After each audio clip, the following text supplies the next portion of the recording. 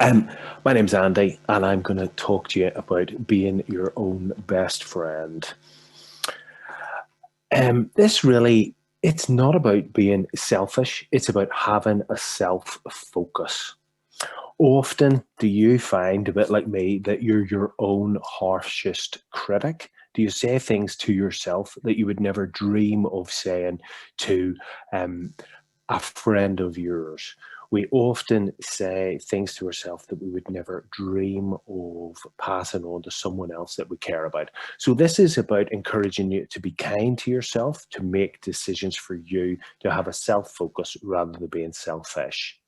And there's 5 parts to this toolkit that I'd like to show you today. And this is what they are. I'm going to talk you through them very briefly, 5 parts of it. So let's start with the pause.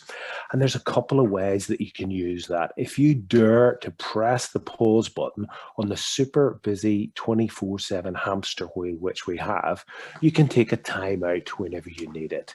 If things are getting too much, you're feeling overwhelmed, press the pause button and take a time out. Call for a break in a difficult meeting, a difficult conversation, and take some time away.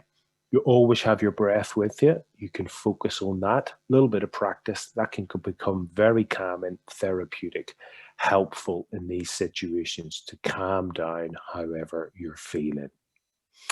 And what that does is let you get some focus, whether you need to dial in on something or widen your focus, your lens, and see a bit more of the big picture.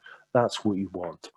Um, but press and pause can allow us to focus on what is going on in the big picture, a time for reflection. And now, as we've just been talking about in a breakout room, how are we moving forward into the future, what that holds for us, whether it's a new normal, old normal, whatever that is for you.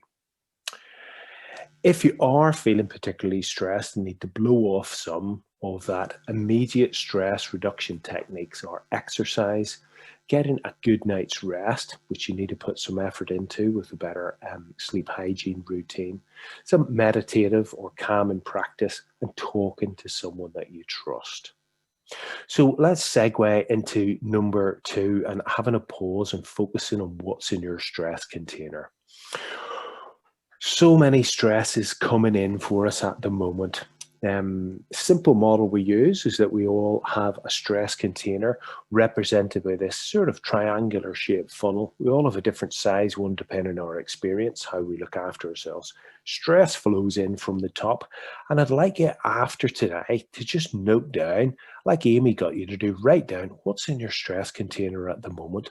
Press the pause button and do that for a few minutes. Usually surprises us how many things are in there right now. What coping strategies are you using? Are they positive? Are they opening the tap on that container to let some of the things that are in there flow down to give you capacity for other life inputs at the top? Even if you know what's a positive coping strategy, are you using that? For me at the minute, I've done this recently for myself and I need to exercise more. That's so positive for me. And I've had other things going on. So I'm having a refocus and using exercise as a positive coping strategy for me going forward in the next few weeks and months.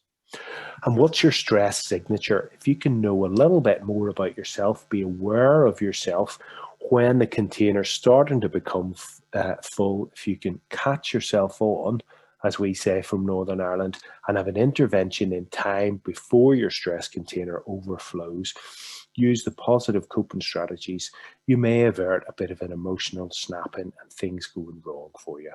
If you don't know what your stress signature is, ask your partner, ask someone you live with, ask someone you work with closely. I bet you they know, they can help you with that.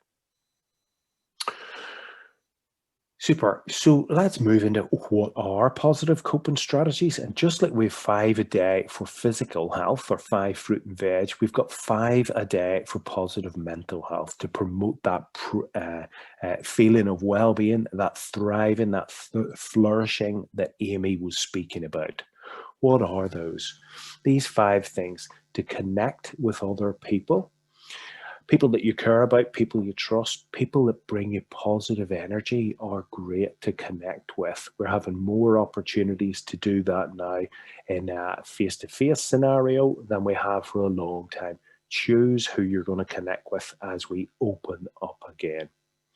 And being active is really important. Moving more, proven to be more effective or as effective for mild and moderate depression as antidepressants. So do what suits you. Be your own best friend. We all don't have to do triathlons.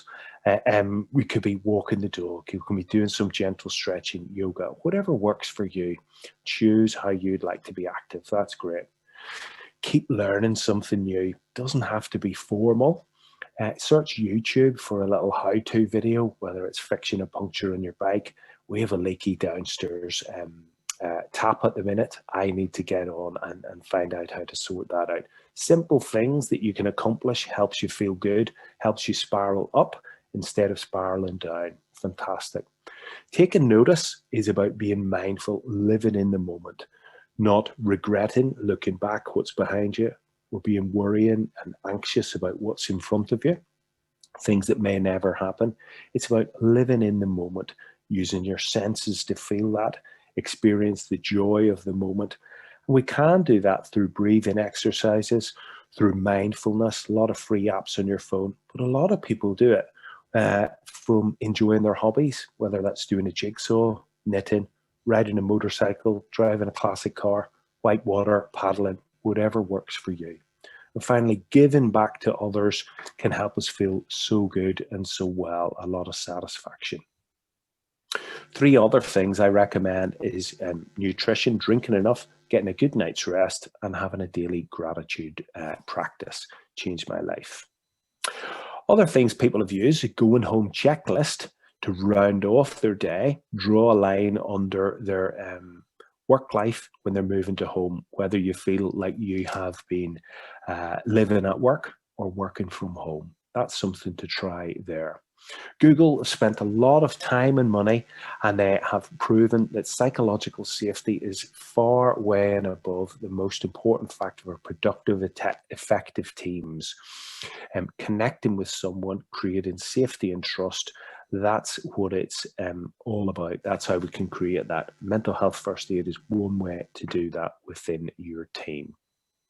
So fourthly, looking at a rain technique, I feel a bit like this when my depression's coming on, my head goes down, I feel like there's a cloud just over me. But this stands, it's a bit of an acronym, and I think it's brilliant. If we recognize how we're feeling, what's going on for us, we can acknowledge it, investigate it a little bit, and then find out why we're feeling like that, how it's resonating for us, what's going on, and then non-identify, let it go, just like a cloud in the sky. There's nothing we can do about how we're feeling. We can't change that.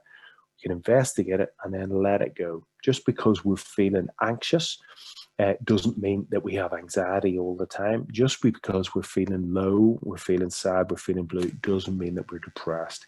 Men, especially on the call, we can learn a lot from the ladies who generally talk more about how they're feeling. We can increase our emotional vocabulary.